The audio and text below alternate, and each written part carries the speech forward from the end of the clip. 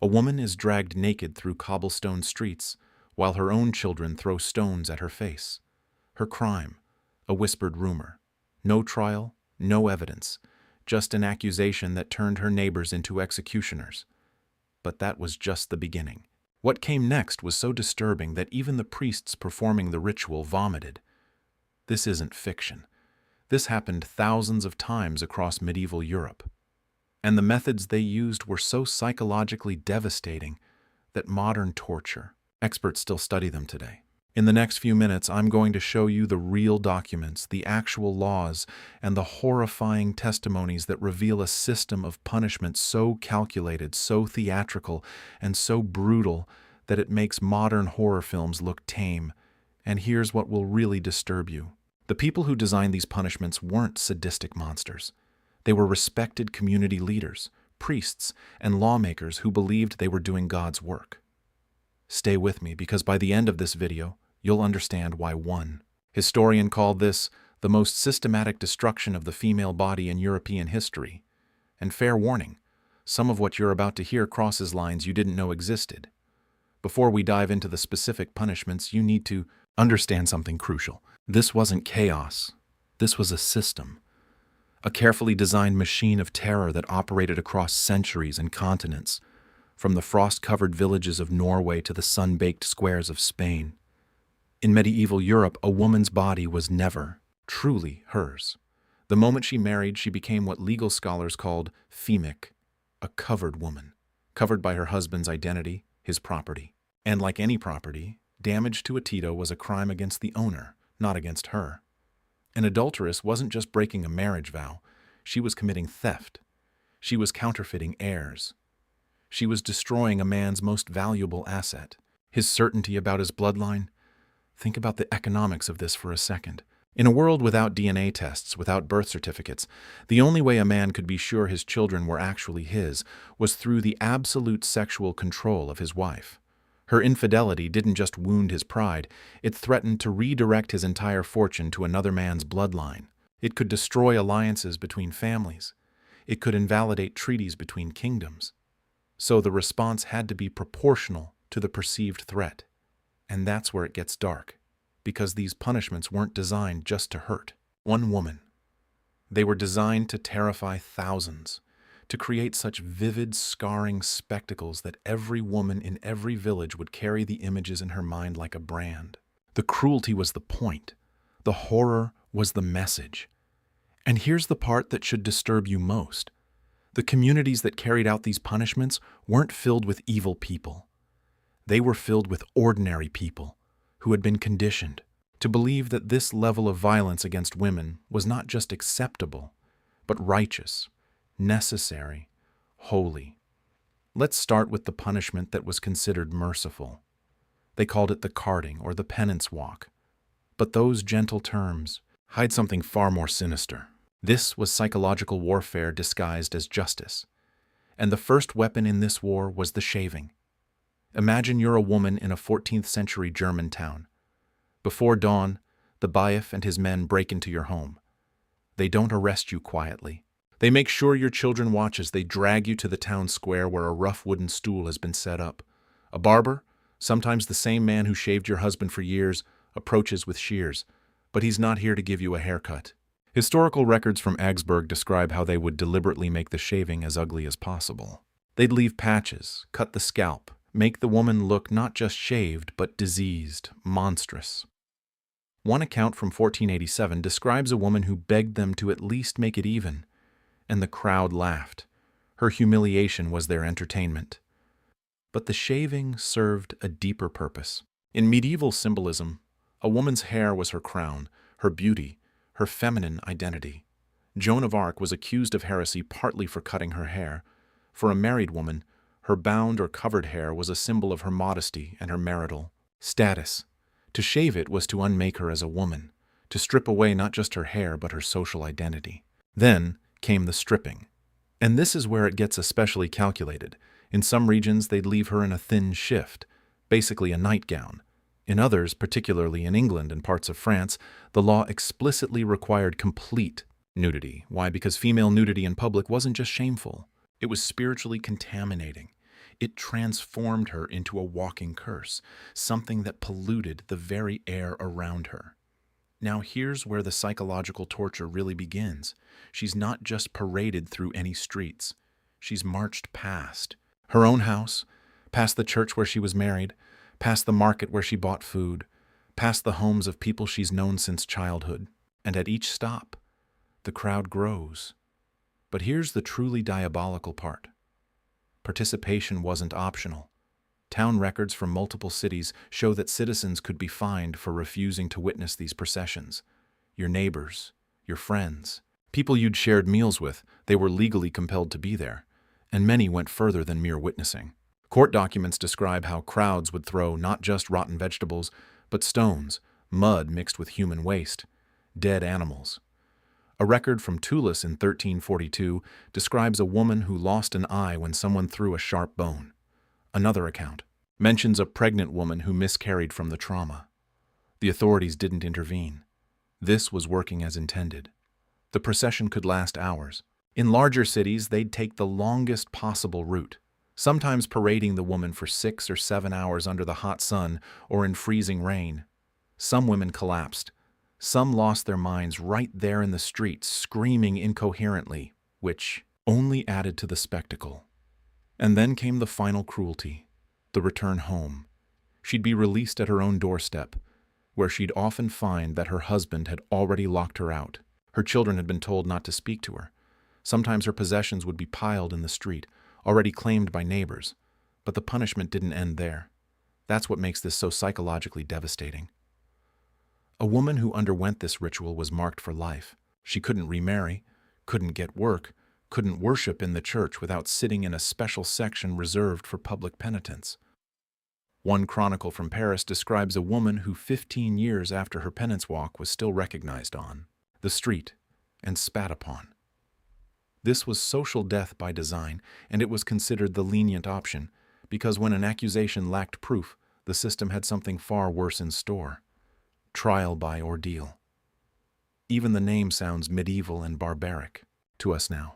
But here's what you need to understand. To the people of medieval Europe, this wasn't barbarism. This was the ultimate form of justice. They genuinely believed that God would intervene to save the innocent and condemn the guilty, which makes what actually happened even more horrifying. The most common ordeal for accused adulteresses was trial by cold water, and the theology behind it reveals a kind of twisted genius. The water used wasn't just any water. It was blessed by a priest, sometimes taken directly from the baptismal font. The reasoning went like this. Since water was used in baptism to wash away sin and welcome people into God's grace, it would naturally reject a sinner. Pure water would not accept impure flesh. So here's how it worked.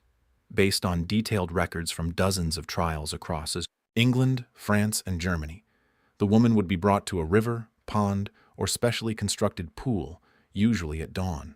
The entire village would be required to attend. Again, compulsory witnessing.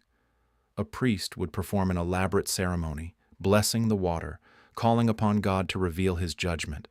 The woman would be stripped down to her shift. Then, and this is explicitly documented in legal codes like the Saxon Spiegel, she would be bound in a specific way. They'd tie her right thumb to her left big toe and her left thumb, music, to her right big toe, curling her body into a position that made swimming impossible. Some regions added a rope around her waist. But here's the crucial detail.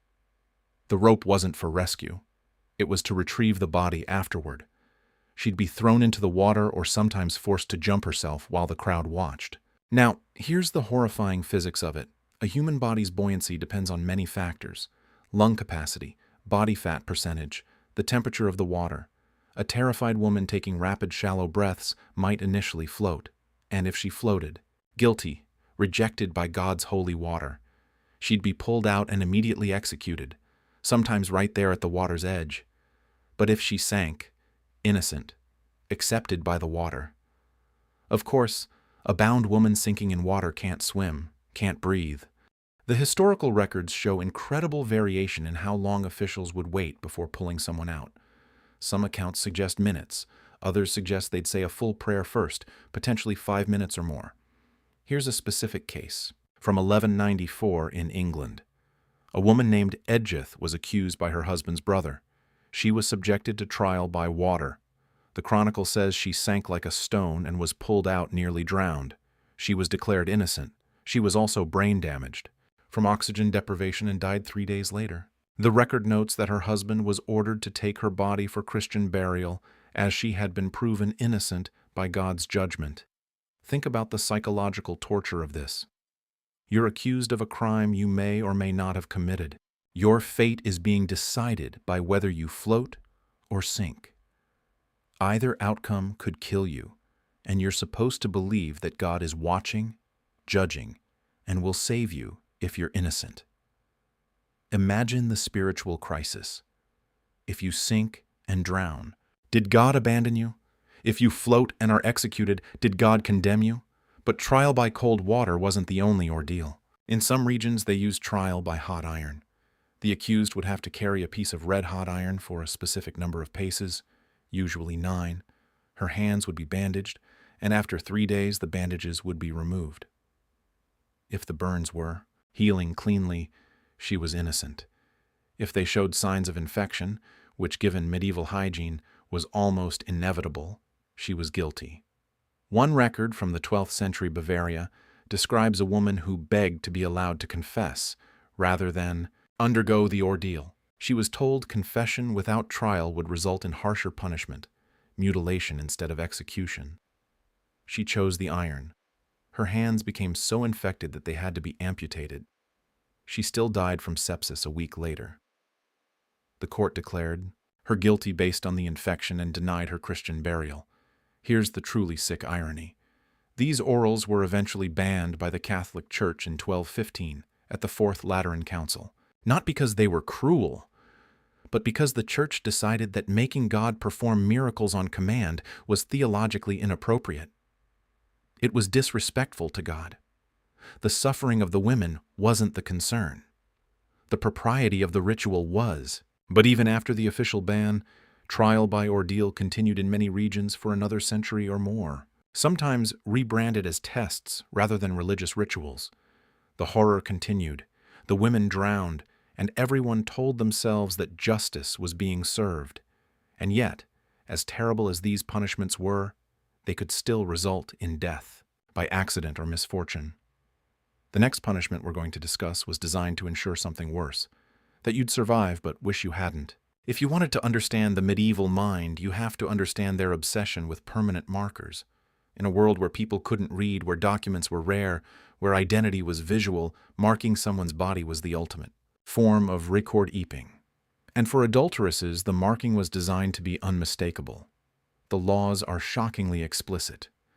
The laws of King Cnut, which governed England and parts of Scandinavia in the early 11th century, state clearly, "An adulteress shall have her nose and ears cut off, not as an alternative to other punishment, as the standard punishment." The law doesn't say may, it says shall. Let's walk through what this actually meant.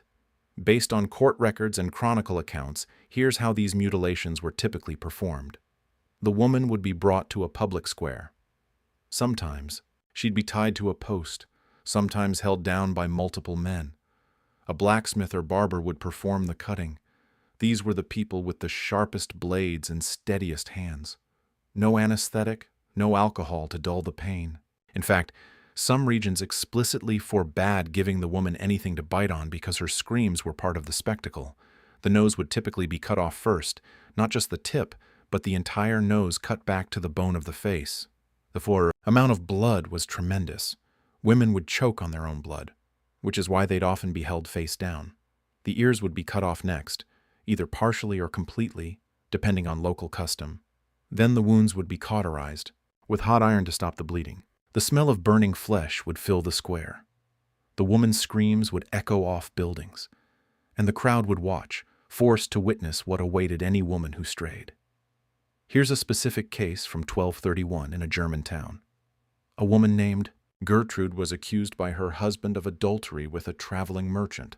She denied it. He had no proof except his suspicion and the testimony of one neighbor who claimed to have seen them speaking alone.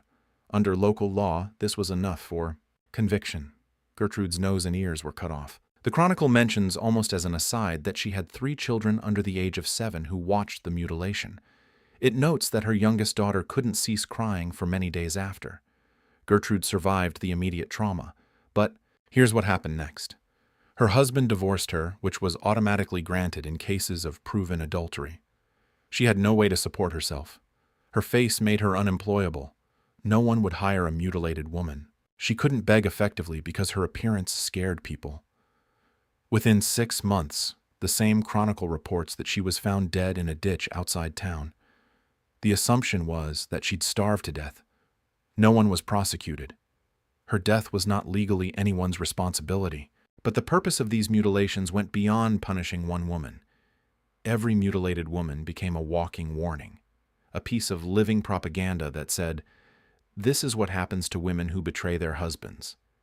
And because the mutilation was so distinctive, a missing nose and ears, everyone who saw these women knew exactly what their crime had been. There was no hiding it, no starting over in a new town. The punishment followed them everywhere until death. Some regions had variations. In parts of Italy, they'd brand women with hot irons, usually on the forehead or cheek. The brand would often be the letter A for adulterer. In France, some courts ordered the cutting of hair followed by the slicing of tongues, particularly if the woman had protested her innocence too loudly. There's a medical reality here that makes this even more horrifying. Many women died from these mutilations, not immediately, but from infection in the days and weeks that followed. Medieval physicians had no concept of antiseptic technique. The wounds would become infected. Fever would set in and sepsis would kill them slowly and painfully. But legally, this wasn't considered an execution. The woman had been justly punished, and her subsequent death was God's judgment. And here's perhaps the most disturbing detail I've found in my research. There are account books from several towns that show payments made to the executioner or barber who performed these mutilations. They were paid per procedure. In one town in Flanders, the rate was itemized: 3 shillings for a nose, 2 shillings per ear. There was a price list for destroying women's faces. But mutilation, as permanent and devastating as it was still a punishment for common women. For noble women, for women whose families had power and influence, the medieval legal system had devised something arguably worse, a punishment that would destroy you slowly in darkness and silence over years, or even decades. In 1314, one of the greatest scandals in French royal history exploded into public view. It's known as the Tour d'Eslay affair, and what happened to the women involved reveals perhaps the most psychologically devastating punishment medieval Europe could devise: perpetual enclosure. Margaret and Blanche of Burgundy were married to the future kings of France. They were caught in an affair, or at least accused of one. The evidence is murky, even in historical records. Their male lovers were brutally executed, flayed alive, and dismembered in public. But for Margaret and Blanche, death would have been mercy. Instead, they were sentenced to life imprisonment in separate fortress chambers. Here's what that actually meant. Based on architectural records and chronicles, Margaret was locked in the shadow yard in a chamber specifically prepared for her imprisonment. The room was small, maybe 10 ft by 10 ft. The walls were thick stone. There was one narrow window, too, high to reach and too narrow for a body to pass through. The door was sealed with an iron lock, and a small opening at the bottom allowed for food to be passed through once a day. She was allowed no visitors, no letters, no news from the outside world. The only human contact she had was with the silent guard who pushed a tray of food through the opening. She wasn't allowed books because women of her status usually couldn't read. But even if she could, none were provided. No candles beyond what was needed to see her food. No materials to write with. Nothing to mark the passage of time except the rhythm of food delivery and the change of light from that single window. Margaret died in her cell after 8 years. She was 30 years old. The Chronicle says simply that she died of natural causes. Modern historians suspect either suicide or the physical toll of prolonged isolation, malnutrition, untreated illness, or simply the body giving up under the weight of psychological torture. Blanche lasted longer. She endured 11 years of enclosure before being moved to a convent where she lived until her death, still in isolation. By the time she died, she'd spent more time in captivity. Then she'd spent in freedom as an adult. But the Tour-de-Nez women were royal, which meant their imprisonment was at least physically comfortable. They had beds, blankets, adequate food for noble and merchant-class women accused of adultery across Europe. The reality could be far worse. There's a practice documented across multiple regions called immurement, being walled up alive. This was rare, but it happened. A woman would be placed in a small cell, sometimes barely music large enough to sit in, and then the entrance would be bricked up, leaving only a small opening for food and waste removal. She would live out her remaining days in this tomb, sometimes for years, sometimes for decades. In 1357, a woman in Barcelona named Maria was convicted of adultery and sentenced to immune in a cell built into the city wall. The chronicle describes the cell as being so small, she couldn't lie down fully. She lived in this space for 9 years before dying. The record notes that her screams could be heard for the first several months, and then silence. When they finally opened the cell to remove her body, they found music she'd scratched messages into the stone walls with her fingernails worn down to bloody stumps.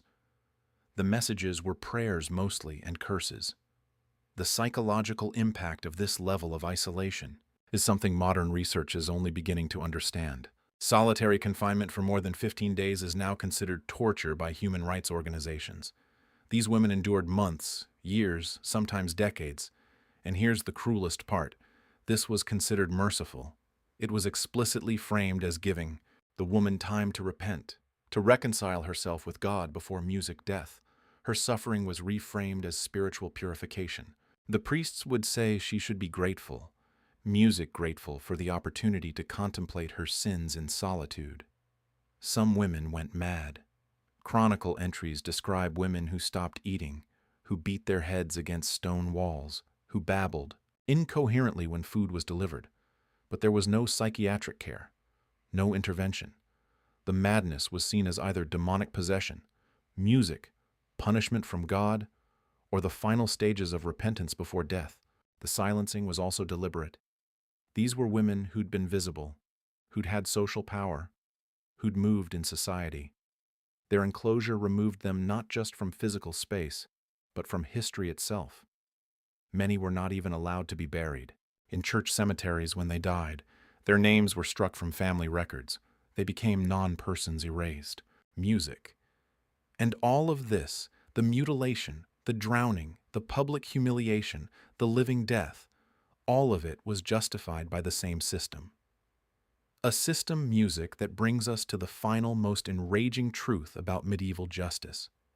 Now let's talk about the men. Because while women were being drowned, mutilated, and buried alive for adultery, what was happening to the men they allegedly committed adultery with? The answer will make your blood boil. In most cases, a fine, sometimes banishment, for a period. In rare cases, public penance, like wearing a sign or making a donation to the church. That's it. The double standard wasn't subtle. It was explicitly written into law. The Saxon Spiegel, one of the most influential medieval law codes, states that both men and women can be punished for adultery. Music. But here's the catch. A man's adultery only counted if he was sleeping with another man's wife. If he was unmarried, or if the woman was unmarried, it wasn't legally adultery for him. It was just fornication, a minor sin requiring confession. But for women, any sexual contact outside marriage was adultery. Full music stop. The crime wasn't about the act itself, it was about the property violation. Even in the rare cases where men were punished equally, there was always an out. Nobility could pay fines. Men could invoke their right to trial by combat where they'd fight their accuser, something women were forbidden from doing.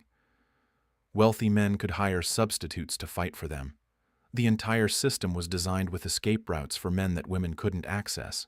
And here's the most gling part. The men who participated in the actual punishment process, the judges, the executioners, the priests who blessed the water for the drowning, the crowds who threw stones. Statistically, many of these men had committed adultery themselves. Research. Into-court records shows numerous cases where men who sat in judgment on adulteresses were themselves later revealed to have kept mistresses, visited prostitutes, or fathered illegitimate children. The hypocrisy was the system. The cruelty was the point. Music, and the message was clear. Women's bodies were not their own. Women's sexuality was a resource to be controlled, regulated, and punished. Music, when it strayed from male ownership.